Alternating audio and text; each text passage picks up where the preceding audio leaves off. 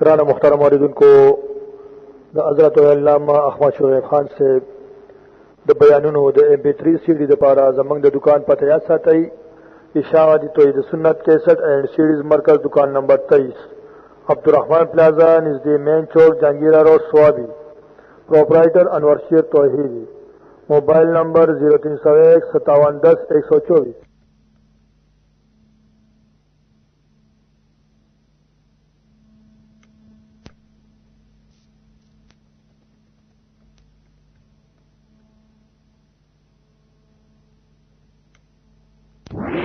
الحمد لله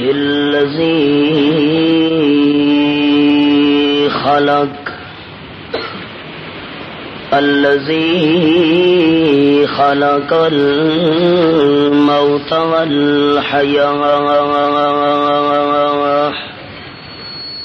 ليبلوكم أيكم أحسن عملا والصلاة والسلام على سيد الرسل وخاتم الأنبياء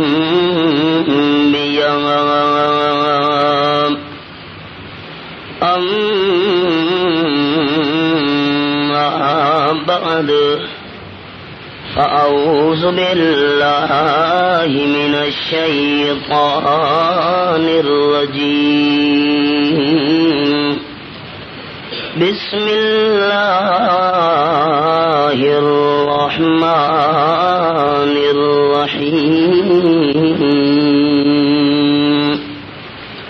من كان يريد العزة فإن العزة لله جميعا سبحان ربك رب العزة عما يصفون وسلام على المرسلين والحمد لله رب العالمين اللهم صل على محمد وعلى آل محمد كما صليت على إبراهيم وعلى آل إبراهيم إنك حميد مجيد اللهم بارك على محمد وعلى آل محمد كما باركت على إبراهيم وعلى آل إبراهيم إنك حميد مجيد قابل احترام علماء کرام، ذی قدر طلبہ بھائیوں، اشاعت التوحید و سنہ اور نوجوانان توحید و سنہ سے تعلق رکھنے والے عزیز دوستوں، آج کے اس نازک دور کے اندر کوئی ایک انسان بھی ایسا نہیں ہے جس انسان کے دل کے اندر عزت حاصل کرنے کی خواہش اور تمنا موجود نہ ہو۔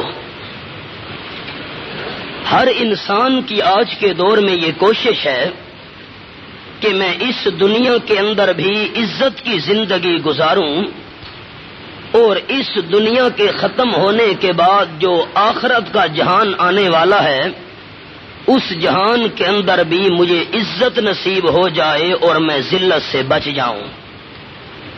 یاد رکھیے، اگر آج کسی انسان کے پاس عزت موجود ہے، وہ یہ دعویٰ نہیں کر سکتا کہ میری یہ عزت ہمیشہ میرے پاس رہے گی۔ ہو سکتا ہے آج کا عزت رکھنے والا بندہ کل ذلت کا شکار ہو جائے، اور آج جو انسان ذلت کا شکار ہے وہ یہ شکایت نہیں کر سکتا کہ میری ذلت ہمیشہ رہے گی، ممکن ہے آج ذلت کا شکار رہنے والا بندہ کل اس کے سر پہ عزت کا تاج سجتا ہوا نظر آئے. یعنی دنیا کی عزت بھی عارضی اور دنیا کی ذلت بھی عارضی. لیکن یاد رکھیے جس انسان کو قیامت کے میدان میں عزت مل گئی ذلت اس کے قریب نہیں آئے گی، اور جس انسان کو قیامت کے میدان میں ذلت نصیب ہو گئی اسے عزت کا منہ دیکھنا بھی نصیب نہیں ہوگا. اگر عزت حاصل کرنے کی تمنا ہے تو دل کے اندر خدا کی عزت، دل کے اندر مصطفیٰ کی عزت صلی اللہ علیہ وسلم اور دل کے اندر کتاب خدا کی عزت پیدا کیجئے. اگر دل میں خدا کی عزت نہیں، دل میں مصطفیٰ کی عزت نہیں اور دل میں کتاب خدا کی عزت نہیں، اللہ کے دربار میں عزت ملنے کا سوال ہی پیدا نہیں ہوتا. اب سنیے ان 3 پوائنٹ قرآن و سنت کی روشنی میں آپ کو مثال کے ذریعے سمجھاؤں. پہلے نمبر پر خدا کی عزت.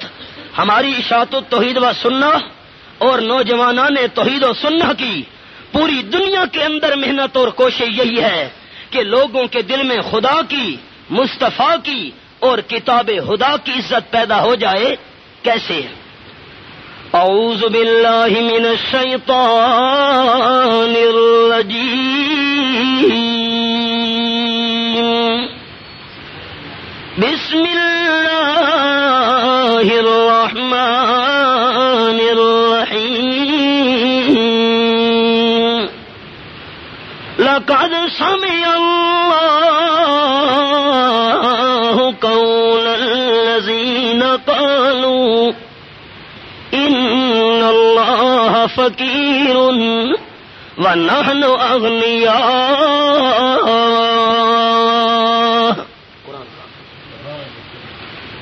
حضرت صدیق اکبر رضی اللہ تعالیٰ عنہ کے سامنے ایک یہودی نے بکواس کیا، کہنے لگا لو کان اللہ غنیا مستقرضنا.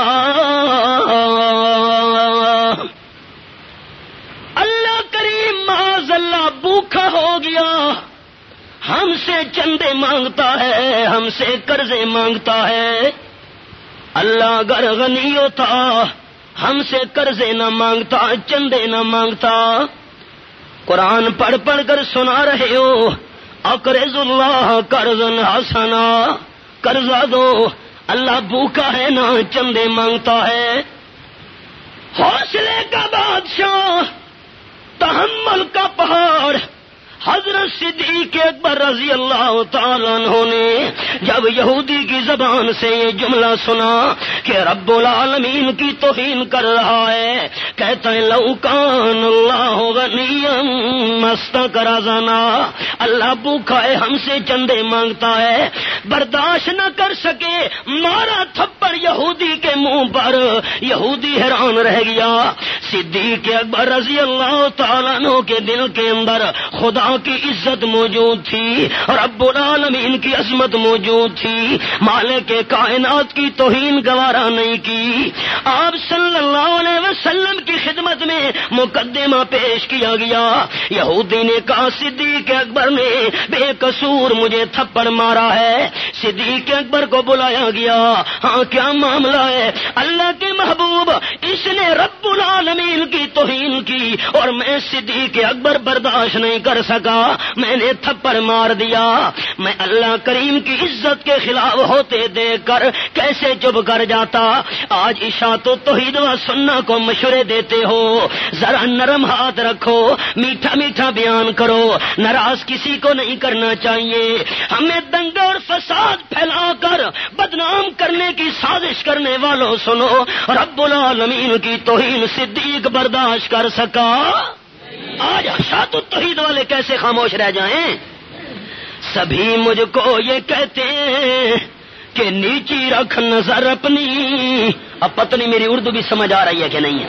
سبھی ہمیں مشورے دیتے ہو، میرے امیر محترم کو مشورے دیتے ہو، ہمیں مشورے دیتے ہو. تم دنگا فساد پھیلانا چاہتے ہو توحید کے عنوان پر. سنو، سبھی مجھ کو یہ کہتے ہیں کہ نیچی رکھ نظر اپنی، سبھی مجھ کو یہ کہتے ہیں کہ نیچی رکھ نظر اپنی، کوئی ان سے نہیں کہتا نہ نکلو یوں عیا ہو کر۔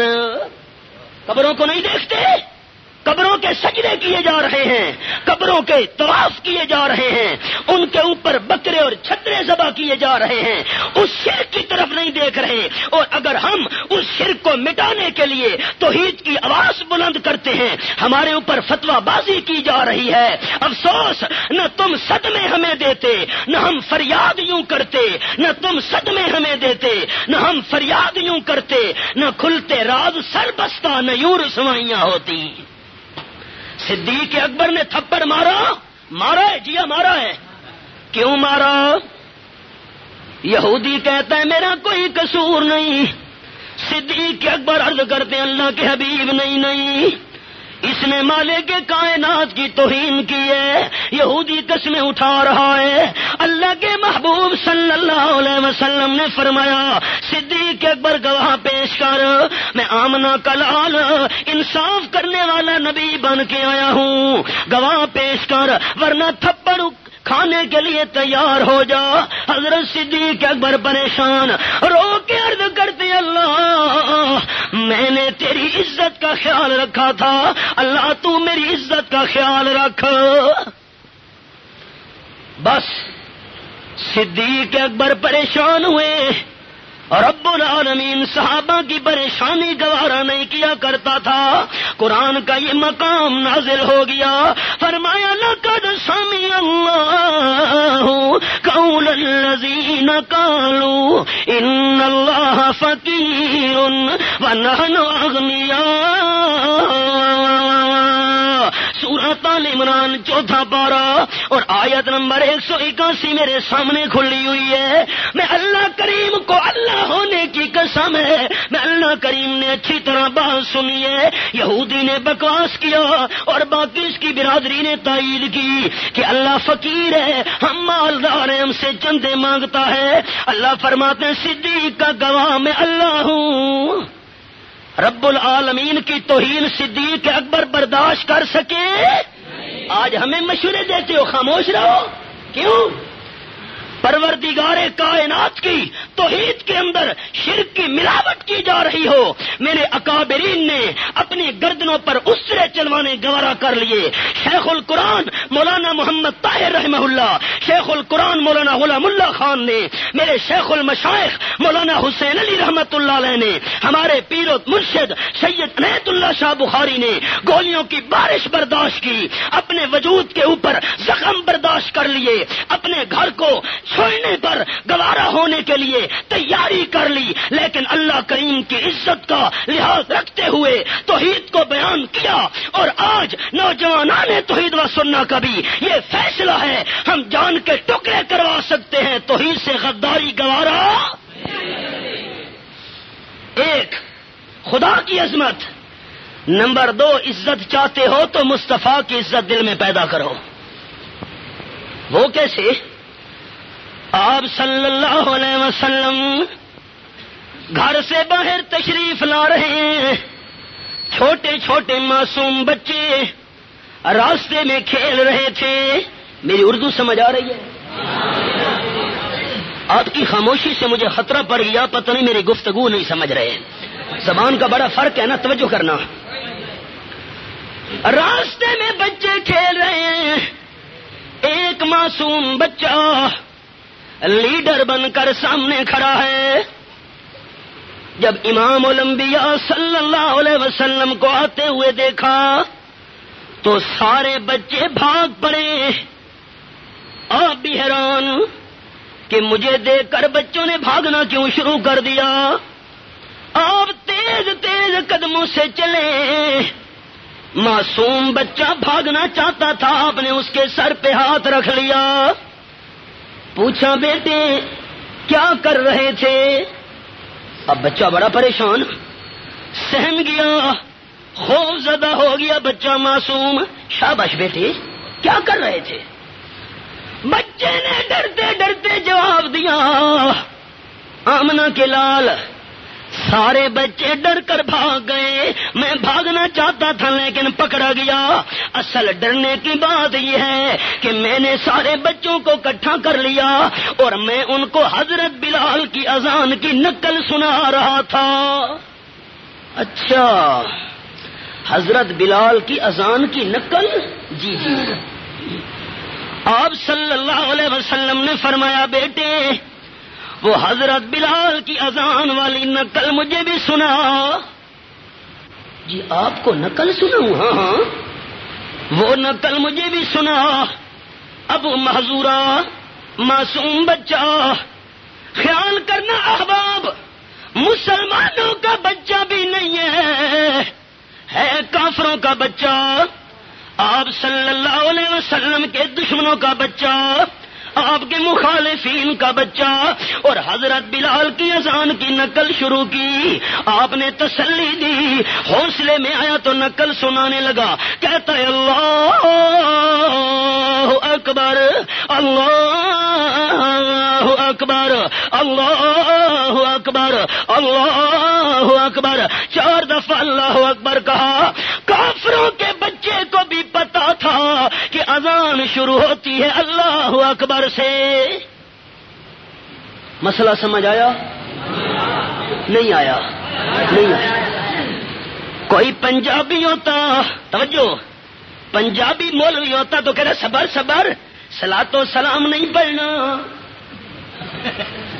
سمجھ آیا کہ نہیں آیا مسئلہ؟ نہیں آیا. کافروں کے بچے کو بھی پتا تھا کہ اذان شروع ہوتی ہے. بس اتنا اس کا جواب. ایک مرتبہ اور زور سے. کافروں کے بچے کو بھی پتا تھا، اور پاکستانی کوئی ہوتا، پاکستانی صبر صبر صلاۃ و سلام نہیں پڑھنا یہ کہتا، پاکستانی ضرور.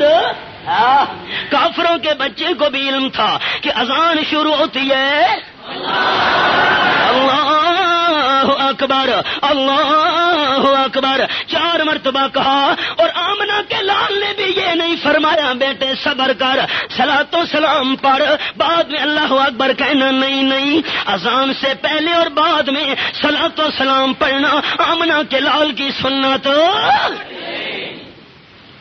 شاباش بیٹے آگے سنا. اب ابو محذورہ نامی بچے نے 2 مرتبہ کہا آہستہ آہستہ اشہد ان لا الہ الا اللہ اشہد ان لا الہ الا اللہ. آپ نے فرمایا نہیں بیٹے زور سے کہیں. سمجھ رہے ہو؟ ایسا نا زور سے کہیں. اب وہ بیچارہ ڈرتا ہے، آس پاس دیکھ، بیٹے ایسا کام نہیں چلے گا، زور سے کہیں. اب وہ بیچارہ ڈر رہا ہے. کیوں؟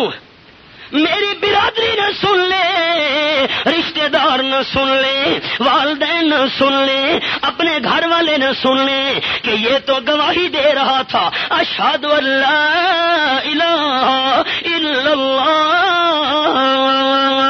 میں گواہی دیتا ہوں اللہ کے بغیر مشکل کشا اور اللہ کے بغیر حاجت روا اور اللہ کے بغیر عالم الغیب اور اللہ کے سوا کوئی سجدے طواف نظر نیاز کے لائق اور اللہ کریم کے بغیر غائبانہ پکارے سننے والا اور اللہ کریم کے علاوہ سجدے کے لائق اور بغیر واسطے وسیلے کے سننے والا اللہ کریم کے بغیر اور. اب وہ بیچارہ ڈرتا ہے. کیوں؟ اس لیے ڈر رہا ہے کہ میں اگر زور سے کہہ دوں میری برادری نہ سن لے، رشتہ دار نہ سن لے. اور نبی پاک کے ساتھ جھگڑا جو تھا ان کا اسی مسئلے میں. یہی جھگڑا تو ہے نا اشاعت التوحید والوں سے دوسروں کا. کیا قصور ہے ہمارا اور میرے اکابرین کا اور میرا نوجوانوں نے توحید و سنہ کا؟ کسی جماعت کے ساتھ زمینوں کا جھگڑا نہیں، کاروبار کا جھگڑا نہیں، عہدوں کا جھگڑا نہیں. یہی لوگوں نے جھگڑا سمجھ رکھا ہے کہ میری جماعت نے نعرہ لگایا اشہد ان لا الہ الا اللہ، ہم سب کچھ گوارا کر لیں گے لیکن توحید کے ساتھ غداری کرنا گوارا. بچہ ڈر رہا ہے. آپ نے فرمایا نہیں بیٹے زور سے کہیں. جھگڑا جو تھا اسی مسئلے کے اندر. قرآن کا حوالہ بھی سنتے جائیے.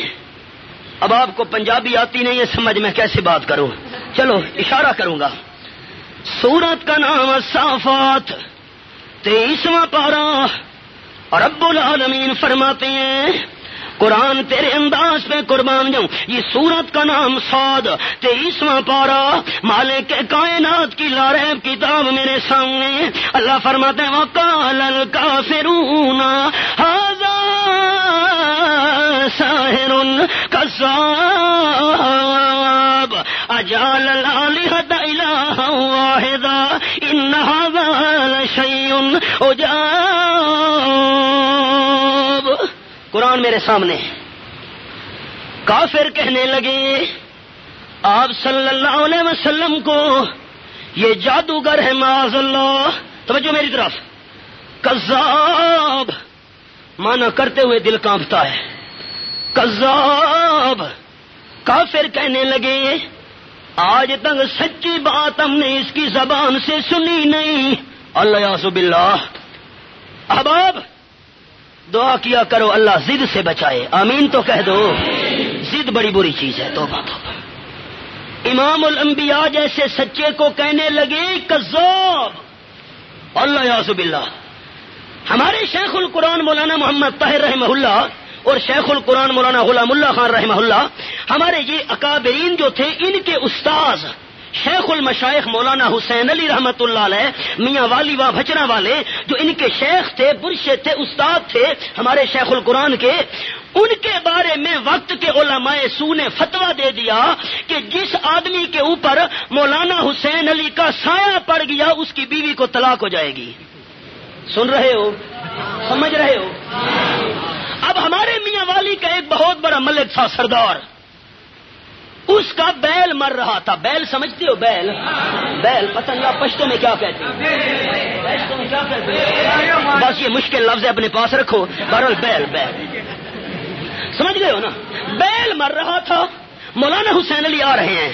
اب سردار صاحب نے دیکھا, ملک صاحب نے دیکھا کہ وہابی مولوی آ رہا ہے اور میرا بیل مر رہا ہے, اور اس کا اپنا جو مولوی صاحب تھا نا 3 دن ہو گئے تھے وہ بھی دم کر رہا تھا, شو شو شو شو. اب ملک نے دیکھا کہ مولوی حسین علی آ رہا ہے ہمارا مخالف, اور ہمارے مولویوں نے فتویٰ دے دیا جس کے اوپر سایہ پڑ گیا بیوی طلاق ہو جائے گی. بھلا ادھر بیل بھی مر رہا ہے. تو اس نے دور سے آواز دی, ایسے ہٹ, مولوی جی مہربانی کرو ذرا میرا بیل مر رہا ہے دم تو کر دو. مولانا حسین علی کو ترس آ گیا. یہ قریب آئے, قرآن کی آیت پڑھی, بسم اللہ پڑھی, دم کیا تو بیل کھڑا ہو گیا. اب وہ سردار بڑا حیران ہوا. اس نے اپنے مولوی صاحب کو کہا مولوی جی 3 دن ہو گئے ہیں تو بھی دم کر رہا ہے اور بیل بیمار تھا, آرام اس کو نہیں آ رہا تھا. یہ وہابی مولوی تم نے فتوے لگائے ہوئے ہیں, یہ آیا آیت پڑھی, دم کیا, بسم اللہ پڑھی, دعا کی اور بیل کھڑا ہو گیا. اب حق تو یہ تھا وہ مولوی مسئلہ مان لیتا, پر مولویوں کی ضد توبہ توبہ. مولوی نے کہا سردار صاحب, ملک صاحب ٹھیک ہے اس مولوی حسین علی نے دم کیا, اللہ نے شفا دے دی, بیل کھڑا ہو گیا, لیکن 3 دن تک مرنے میں نے بھی نہیں دیا. 3 دن تک مرنے تو ضد اور مولویوں کی اللہ بچائے. اللہ فرماتے ہیں وقال الکافرون ھذا ساحر کذاب. ضد میں آ کے کہنے لگے اللہ کے محبوب کو یہ جادوگر ہے معاذ اللہ, آج تک ہم نے سچی بات اس کی زبان سے سنی نہیں, اور جھگڑا کیا ہے ہمارا اس کے ساتھ. اجعل الآلہۃ الہا واحدا ان ھذا لشیء عجاب. بہت سارے الہوں کی جگہ اس نے ایک الہ والا عقیدہ پیش کر دیا. کہتا ہے لا الہ الا اللہ, لا الہ الا اللہ, اللہ کے بغیر کوئی مشکل کشا حاجت روا داتا نہیں ہے. ڈوبی ہوئی کشتیوں کو تارنے والا اللہ کریم کے سوا کوئی نہیں ہے، کشتیاں پار لگانے والا اللہ کے سوا کوئی نہیں ہے، کھوٹی قسمت کو کھڑی کرنے والا اللہ کے سوا کوئی نہیں ہے۔ بھئی ہم تو یہ ماننے کے لیے تیار نہیں ہے۔ بڑی عجیب بات پیش کر رہا ہے، آپ کے ساتھ جھگڑا جو تھا سب سے پہلے اسے مسئلے میں بچے نے کہا اشہد ان لا الہ الا اللہ، آپ نے فرمایا نہ نہ، زور سے کہے، بات یاد ہے نا، زور سے کہے۔ اب وہ بیچارہ ڈرتا ہے، کوئی سن فرمایا نہیں نہیں شاباش، تسلی دی۔ بچے نے 2 مرتبہ زور سے کہا اشہد ان لا الہ الا اللہ، اشہد ان لا الہ الا اللہ۔ آپ نے فرمایا بیٹے آگے سنا، حضرت بلال کی اذان کی نقل، آگے سنا۔ پھر اس نے آہستہ کہا 2 مرتبہ اشہد ان محمد رسول اللہ، اشہد ان محمد رسول اللہ۔ آپ نے فرمایا نہیں بیٹے زور سے کہیں، ایسا نہ، زور سے زور سے۔ اب وہ بیچارہ ڈرے کہ میں یہ گواہی دے دوں آپ اللہ کے سچے رسول ہیں، اور دوسرا جھگڑا جو تھا اسی مسئلے میں تو باقی مسئلے خود بخود ماننا پڑتے۔ اور رب العالمین کے قرآن کا حوالہ سن لیجئے، سورت کا نام سورت الانفال۔ اللہ تیرے سمجھانے پہ قربان جاؤں، یہ میرے سامنے نامہ پارا سورت الانفال آیت نمبر 32۔ وَإِذْ قَالُوا اللهم إن كان هذا هو الحق من عندك فأمطر علينا حجارة من السماء أو ائتنا بعذاب أليم۔ نضر ابن حارث، ابو جہل، بڑے بڑے صنادید قریش سردار بیت اللہ شریف میں جمع ہوئے اور کعبہ شریف کے سائے میں کھڑے ہو کر کہتے ہیں اللہ اگر آمنہ کا لال سچا نبی ہے ہم پھر بھی نہیں مانتے۔ اللہ اللہ، یوں نہیں کہتے اللہ سچا ہے تو ہمیں ماننے کی توفیق دینا، سچا ہے نہیں مانتے۔ امطر علینا حجارۃ من السماء، ہمارے اوپر پتھروں کی بارش نازل کر، نہیں مانتے۔ یا پتھر نہیں برساتا، دردناک عذاب ہمیں دے دے، وہ منظور ہے، نہیں مانتے۔ اتنی ضد، اے میرے پروردگار جب نہیں مانتے خدا عذاب مانگ رہے ہیں، تباہ و برباد کر۔ اللہ فرماتے نا میرے پیغمبر وما کان اللہ لیعذبہم وانت فیہم، حق تو یہ بنتا تھا ان کو تباہ و برباد کر دیتا، لیکن جتنے تک آپ ان میں موجود ہیں میں مانگنے کے باوجود بھی عذاب نہیں دوں گا۔ سن رہے ہو؟ توجہ ہے میری طرف؟ آپ کے ہوتے ہوئے عذاب دے دوں نا، یہ ایسے بد نصیب ہیں نسبت آپ کی طرف کرنا نہ شروع کر دیں، آپ کے ہوتے ہوئے میں عذاب نہیں دوں گا۔ جب امام الانبیاء صلی اللہ علیہ وسلم مدینہ طیبہ ہجرت کر گئے، اللہ نے وہ قحط ان کے اوپر مسلط کیا کہ مردار کھانا مکے والوں نے شروع کر دیا جو امام الانبیاء کے دشمن تھے، اور پھر بدر کے میدان میں 70 سردار آپ کے دشمن کتے کی موت مارے گئے، لیکن آپ کی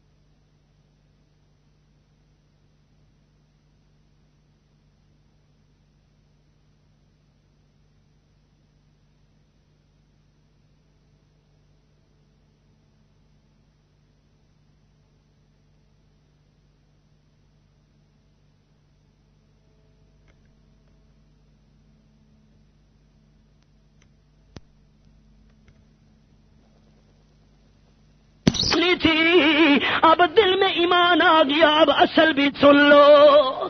آپ اصل؟ ہاں اشہد ان لا الہ الا اللہ واشہد ان محمدا عبدہ ورسولہ. آگے احباب توجہ، میں نے جو بات سنائی ہے کیوں یہ راز. تب عزت ملے گی خدا کی بھی عزت دل میں موجود ہو، مصطفیٰ کی بھی عزت موجود ہو صلی اللہ علیہ وسلم. ابو محذورہ کی عادت بن گئی. میرے جملوں پر توجہ، خلاصہ نکالنے لگا ہوں، میرا وقت بہت مختصر ہے. ساری زندگی ابو محذورہ رضی اللہ تعالیٰ عنہ جب بھی اذان دیا کرتے تھے تو 2 مرتبہ آہستہ کہتے تھے اشہد ان لا الہ الا اللہ، اور 2 مرتبہ زور سے کہتے تھے اشہد ان لا الہ الا اللہ. 2 مرتبہ آہستہ کہتے تھے اشہد ان محمد رسول اللہ، اور 2 مرتبہ زور سے کہتے تھے اشہد ان محمد رسول اللہ. ساتھی حیران ہو کے پوچھتے تھے ابو محذورہ اذان میں 2 دفعہ ہے اشہد ان لا الہ الا اللہ، تو 4 دفعہ کیوں کہتا ہے؟ 2 دفعہ ہے اشہد ان محمد رسول اللہ، تو 4 دفعہ کیوں کہتا ہے؟ ابو محذورہ جواب دیتے تھے مجھے کچھ نہ کہو، 4 مرتبہ اس لیے کہتا ہوں اپنے بچپن کے اندر میں نے جو آمنہ کے لال کو انداز سنایا تھا وہ انداز چھوڑنے کے لیے تیار نہیں ہوں. ایک اگلی بات ذرا سنو نا. ساری زندگی حضرت ابو محذورہ نے اپنے سر کے بال نہیں کٹوائے. صحابہ پوچھتے تھے کیوں ابو محذورہ سر کے بال کیوں نہیں کٹواتے؟ فرماتے تھے یہ میرے بال وہ بال ہیں، ان بالوں کے اوپر آمنہ کے لال نے دست مبارک رکھا تھا. سن رہے ہو؟ ہاں ہاں توجہ. یہ بال میرے وہ بال ہیں، ان بالوں کی نسبت ہے رسول کریم صلی اللہ علیہ وسلم سے، اور جن بالوں کی نسبت ہے آمنہ کے لال سے میرا دل گوارا نہیں کرتا ان کو کٹوا کے نیچے کیسے ڈالوں. اور یہ بال سن رہے ہو؟ اور پٹھانوں ناراض تو نہیں ہو گئے؟ یہ بال ان کی نسبت نہیں ہے نبی سے؟ ہائے ہائے، ان کی نہیں ہے نسبت.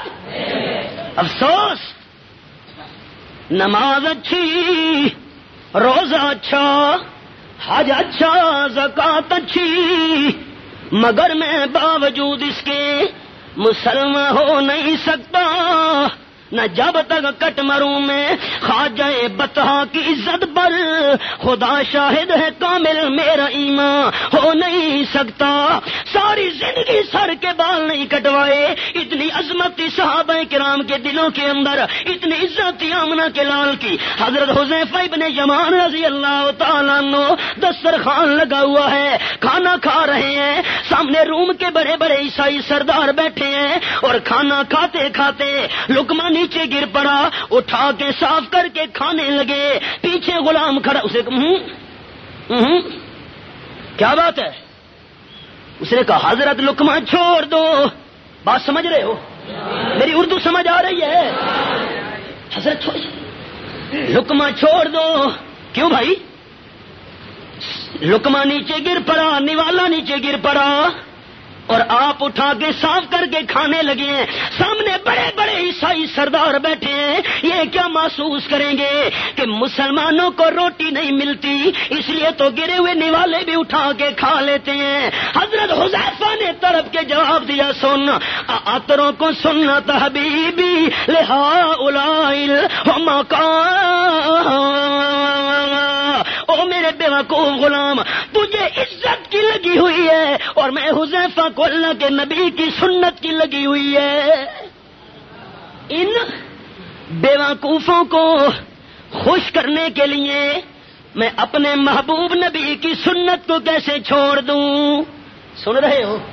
اور آج مولوی جی جنازے کے سلام کے بعد کیوں بیٹھ گئے؟ جی محلے والے ناراض نہ جائیں. جنازے کا سلام پھیرنے کے بعد ہیلا اسکان شروع کر دیا. یہ نبی کی سنت ہے.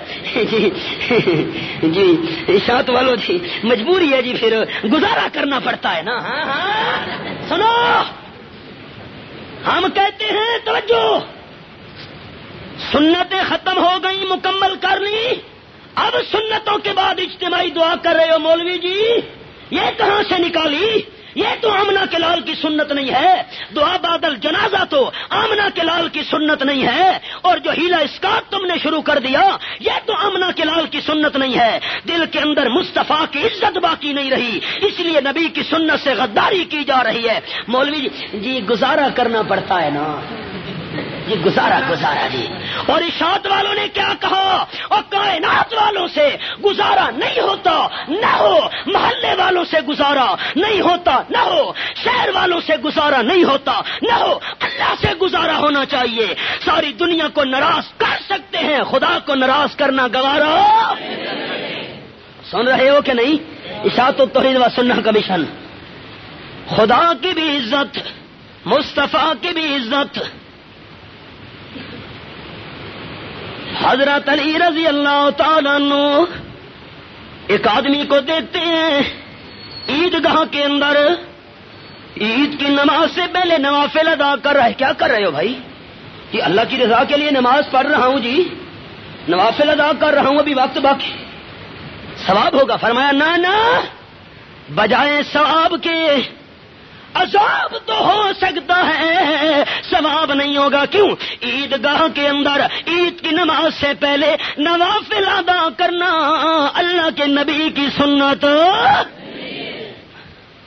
فرشتوں آنے دو نا, اسے ہابی حوض کوثر, ایک ہے کوثر دوسرا حوض کوثر. جنت کے اندر وہ نہر ہے جس کا پانی دودھ سے زیادہ سفید, شہد سے زیادہ میٹھا, برف سے زیادہ ٹھنڈا. اور اس جنت والی نہر میں سے ایک نالا آ رہا ہوگا. پتنیاں پشتوں میں کیا کہتے ہیں؟ نالا, کھالا کہتے ہیں. چھوٹا سا ایک نالا آ رہا ہوگا قیامت کے میدان کے اندر, اسے کہتے ہیں حوض کوثر. آپ صلی اللہ علیہ وسلم فرماتے انا فرطکم علی الحوض او کما قال النبی صلی اللہ علیہ وسلم. حوض کوثر کے اوپر پیالوں کی تعداد آسمان کے ستاروں سے بھی زیادہ. 120 صفیں لگے گی. آپ فرماتے ہیں 80 صفیں اکیلے میں محمد کریم صلی اللہ علیہ وسلم کی امت کی. اور رہے ہیں لوگ جام بھر بھر کر, میں اپنے پیاسی امتیوں کو پلاتا جا رہا ہوں. فرشتوں آنے دو نا, کیوں روک رہے ہو؟ آپ فرماتے میرے امتی کچھ حوض کوثر کی طرف ایسے بڑھنا چاہیں گے جس طرح پیاسا اونٹ پانی کو دیکھ کے اس کی طرف بڑھتا ہے. فرشتے دھکے مار مار کے ہٹا رہے ہیں, اور میں کہوں گا اسے ہابی. میرے امتی معلوم ہوتے آنے دو فرشتوں, نہ روکو حوض کوثر سے. آپ فرماتے فرشتے مجھے جواب دیں گے. اللہ کے پیغمبر آپ دنیا سے تشریف لے گئے, انک لا تدری ما حدثوا بعدک. آپ کو کیا معلوم انہوں نے آپ کے بعد دین کے اندر کون سی نئی بدعتیں نکال لی تھی؟ اچھا یہ بدعتی ہیں؟ ہاں, میری سنت کے باغی ہیں جی ہاں, میری سنت کے مخالف ہیں جی ہاں. آپ تو دین مکمل دے کے گئے تھے, اپنی طرف سے اضافے. اچھا آپ فرماتے ہیں میں کہوں گا سوکن لمن غیر بادی. چلو لے جاؤ ان کو جنہوں نے میرے بعد میرے دین میں تبدیلی کر ڈالی. میں آمنہ کے لال کا ایسے امتیوں کے ساتھ کوئی تعلق بدعتیوں کو حوض کوثر سے دھتکار دیا جائے گا. اور بدعتی وہ جس نے بدعت نکالی کہ دل میں آمنہ کے لال کی عزت نہیں تھی. اس لیے تو امام مالک نے کہا بدعتی بدعت کرنے والا وہ نبی علیہ الصلوۃ والسلام کے بارے میں یہ خیال کر رہا ہے کہ آپ نے رسالت میں خیانت کی ہے. کیوں؟ جو کام آپ نے نہیں کیا یہ کر رہا ہے، یہ دین کو مکمل نہیں مانتا. بدعتی دین کو نامکمل سمجھتا ہے. ایسے بدعتی کو حوض کوثر کا جام نصیب ہو سکتا؟ دل میں خدا کی عزت ہو، مصطفیٰ کی عزت ہو اور کتاب خدا کی عزت ہو تب عزت ملے گی. کتاب خدا کی عزت کا کیا معنی ہے؟ آخری جملے توجہ. یہ قرآن کو چومتے ہیں، غلاف ہے بڑا قیمتی قرآن پر، تلاوت روز ہو رہی ہے، بوسے دیے جا رہے ہیں، کوئی پاؤں نہیں کرتا، پشت نہیں کرتا قرآن کی طرف. ہمارے دل میں مولانا قرآن کی عزت ہے. ہم نے کہا نہیں نہیں، میں مانتا ہوں بوسہ دینا قرآن کی قدر ہے، قرآن پاک پہ عالی شان غلاف چڑھانا قرآن کی قدر ہے، قرآن کی طرف پاؤں نہ کرنا قرآن کی قدر ہے، قرآن کی طرف پشت نہ کرنا قرآن کی قدر ہے. پر اشاعت التوحید و سنہ، نوجوانان توحید و سنہ جو قرآن کی قدر منوانا چاہتی ہے وہ قدر یہ ہے کہ جہاں قرآن کی بات آ جائے قرآن کے مقابلے میں کسی کی نہیں ماننی. قرآن کے مقابلے میں کسی کی، یہ ہے قرآن کی قدر جو اشاعت والے دنیا میں منوانا چاہتے ہیں. جب تک یہ قدر نہیں آئے گی اس وقت تک عزت نصیب ہو سکتی. ان اللہ یرفع بہذا الکتاب اقواما ویضع به آخرین. قرآن کی قدر پیدا کرو، اور قرآن کی قدر یہ ہے کہ جہاں قرآن کا فیصلہ آ جائے اس کے مقابلے میں ہر کسی کو ٹھکرانے کی گنجائش ہے پر قرآن کو چھوڑنے کی گنجائش وما لنا الا البلاغ.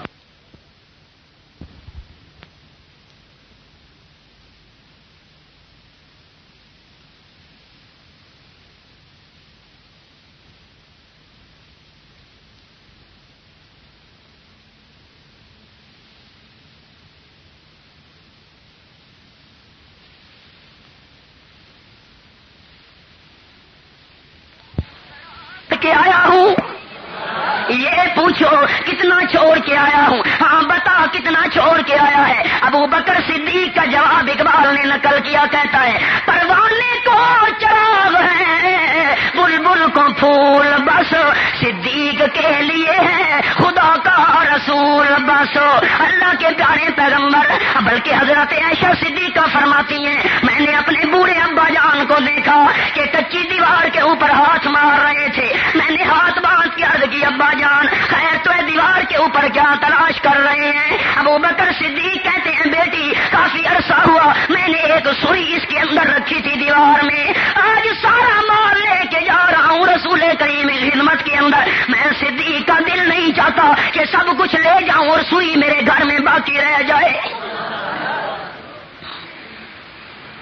الذمۃ ولا مروا بعض کتابوں کے اندر ہے، پہلے کہا الذمۃ ولا مروا کہ صدیق نے اپنا اعلیٰ لباس بازار میں جا کے فروخت کر دیا اور ٹاٹ والا لباس پہن کے آ گئے رسول کریم کی خدمت میں. تب پتہ چلا کہ آیا جبریل، فرشتوں کا سردار آ گیا امام الانبیاء کی خدمت میں، اس نے بھی ٹاٹ کا لباس پہنا ہوا ہے. آقا دو عالم پوچھتے ہیں جبریل بات کیا ہے، یہ ٹاٹ والا لباس کیوں ہے؟ جبریل امین جواب دیتا ہے یا رسول اللہ جب فرش کے اوپر تمہارے صدیق نے ٹاٹ والا لباس پہن لیا، اعلیٰ لباس اللہ کے راستے میں خرچ کر دیا تو اللہ کریم نے حکم دیا فرشتوں اگر صدیق فرشوں پہ ٹاٹ والا لباس پہنے، فرشتوں تم عرشوں کے پاس رہنے والے تم بھی ٹاٹ کا لباس پہن لو.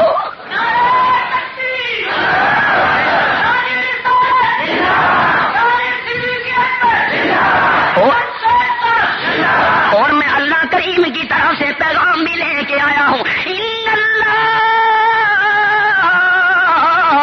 یقرأ علیک السلام. صدیق اکبر سے کہہ دیجئے یا رسول اللہ صدیق لو اللہ. توجہ کرنا کس موقع پہ بات یاد آ گئی. اگر مجھے کوئی آدمی سلام کر دے، پھر امیر آدمی سلام کر دے، پھر دولت والا سلام کر دے، پھر مجھے افسر کوئی سلام کر دے، دنیا کا عہدہ رکھنے والا سلام کر دے، نا نا نا نا، اگر میرے علم کی وجہ سے مجھے سے سلام آ جائے یا صدر کی طرف سے سلام آ جائے، میں قاضی صاحب کو بھی فخر سے بتاؤں گا، آپ کے سامنے بھی تقریریں کروں گا، یہ مجھے وزیر اعظم کی طرف سے سلام آتے ہیں، مجھے صدر کی طرف سے سلام آتے ہیں، پر صدیق بھی تو شان والا جس کو خدا کی طرف سے سلام آیا۔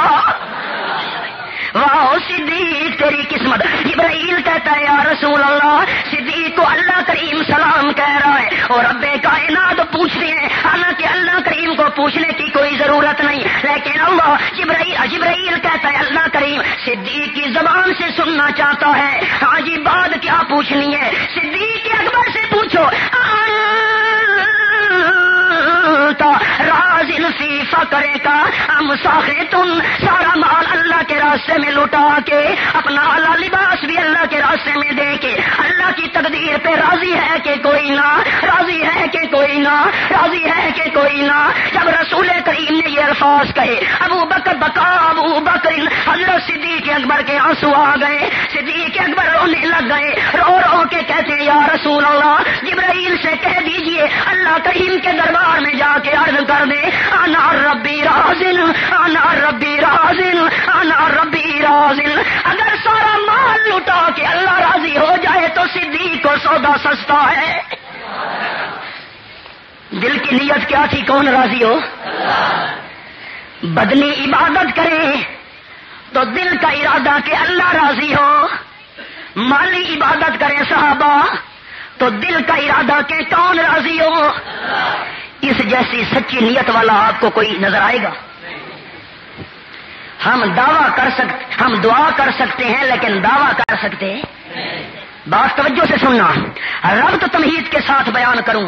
جب صحابہ کرام کے دل کی نیت یہ تھی کہ ہمارے نیک اعمال کرنے کی وجہ سے اللہ راضی ہو جائے، اور جو عمل خدا کی خالص رضا کے لیے کیا جائے اس عمل کے قبول ہونے کے اندر شک ہو سکتا نہیں ہے۔ صحابہ کے دلوں کی اللہ نے صفائی دی کہ میری رضا کے لیے وہ کام کیا کرتے تھے، اور جو کام خالص خدا کی رضا کے لیے ہو اس کے قبول ہونے کے اندر شک نہیں ہو سکتا۔ جب صحابہ کرام کی نیت میں شک نہیں ہو سکتا تو صحابہ کرام کے اعمال کی قبولیت کے اندر شک بھی ہو سکتا۔ آپ کی اور میری نیت مشکوک ہے پر صحابہ کی نیت مشکوک ہو۔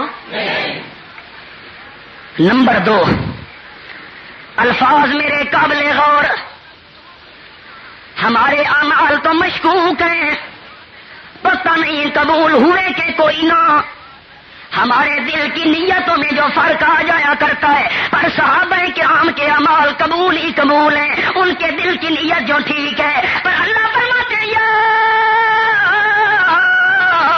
ایھا الذین آمنوا لا ترفعوا اصواتکم فوق صوت النبی ولا تجہروا له بالقول کجہر بعضکم لبعض ان تحبط اعمالکم وانتم لا تشعرون۔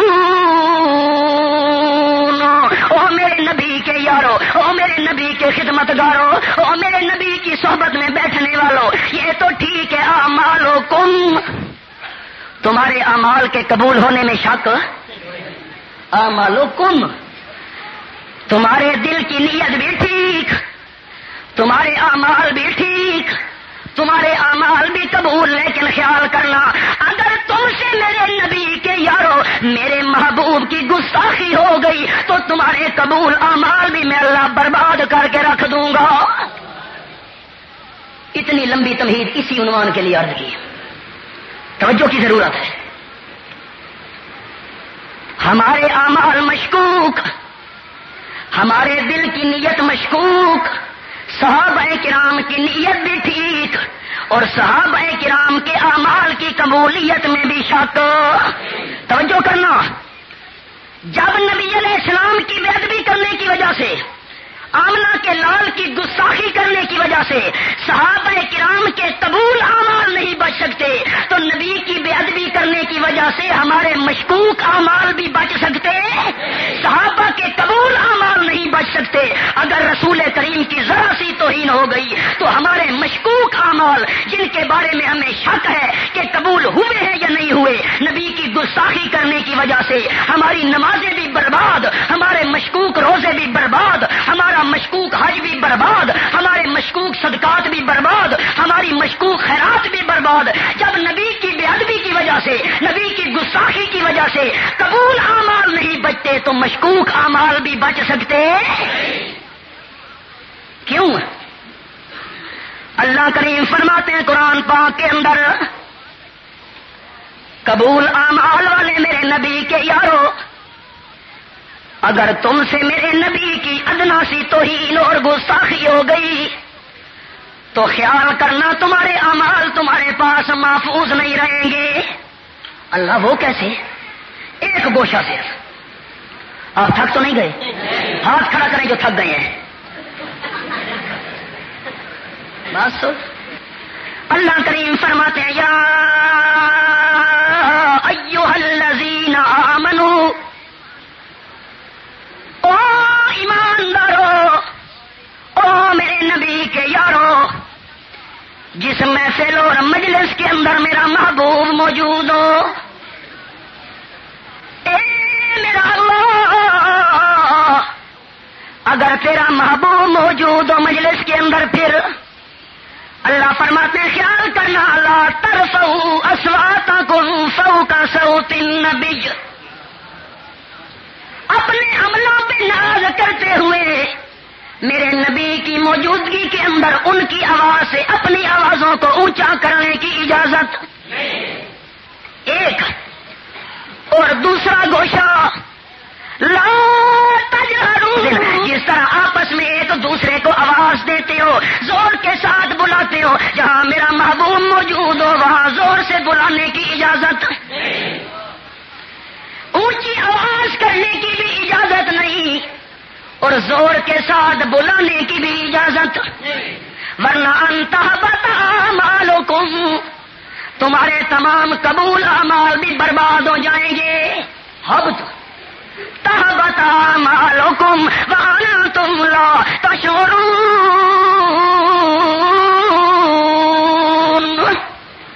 تمہیں پتہ بھی نہیں چلے گا جب قیامت کے میدان میں آیا بندہ،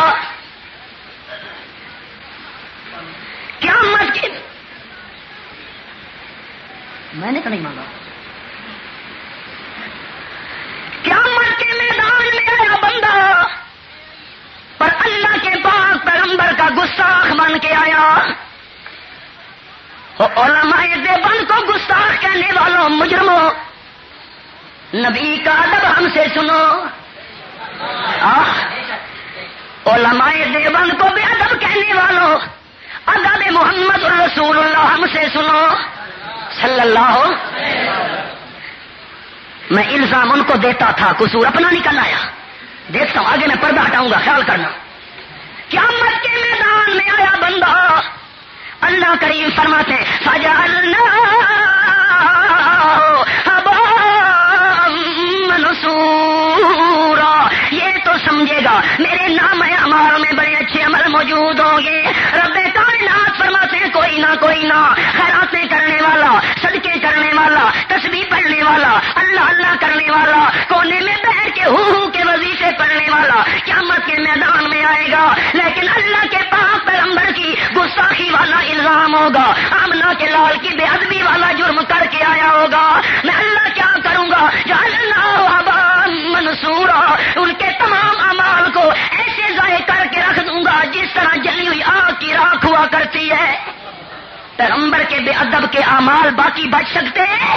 نہیں۔ جو پیغمبر کی گستاخی کرتا نظر آئے اس کو کہو حاجی تیرا حج برباد ہے، پیغمبر کا بے ادب تیری نمازیں برباد ہیں، آمنہ کے لال کا گستاخ تیری زندگی کی ساری نیکیاں برباد ہیں۔ جہاں صحابہ کی نیکیاں نہیں بچتی وہاں ہماری تمہاری نیکیاں بھی بچ سکتی۔ نبی علیہ السلام کی مجلس لگی ہوئی ہے، رسول کریم پوچھتے ہیں اٹھاؤ حدیث کی کتابیں، پوچھتے ہیں میرے یارو ثابت ابن قیس کہاں گیا؟ این ثابت ما فعل بثابت، کیا ہوا ثابت کے ساتھ؟ ہماری محفل کے اندر نظر نہیں آتا۔ اور پھر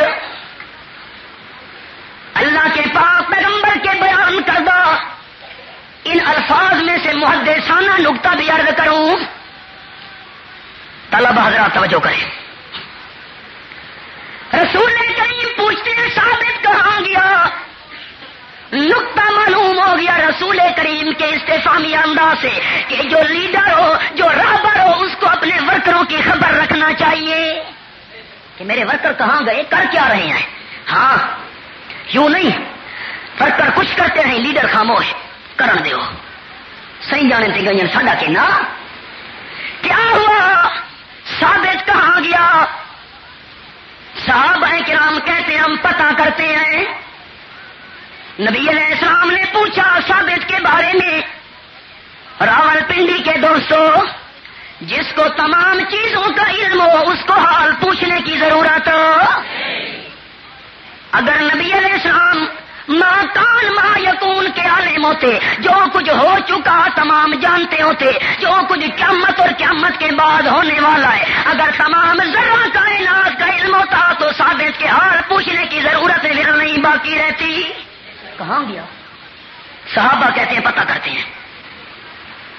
صحابہ کرام گئے، دروازہ کھٹکھٹایا، اور میرا عقیدہ کہ پیرانے پیر ایک نہیں، الفاظ میرے قابل غور، پیرانے پیر عبد القادر جیلانی، سب کہہ دو رحمت اللہ تعالی، حضرت سلطان باہو، حضرت علی حجویری، بابا غلام فرید، خواجہ بہاؤدین زکریا ملتانی، تمام اللہ کے نیک ولی ایک پلڑے کے اندر اکٹھے کر دیے جائیں، پر حضرت بلال کی آنکھ کی شان کا مقابلہ نہیں کر سکتے جس آنکھ کے ساتھ بلال نے آمنہ کے لال کی زیارت کی تھی۔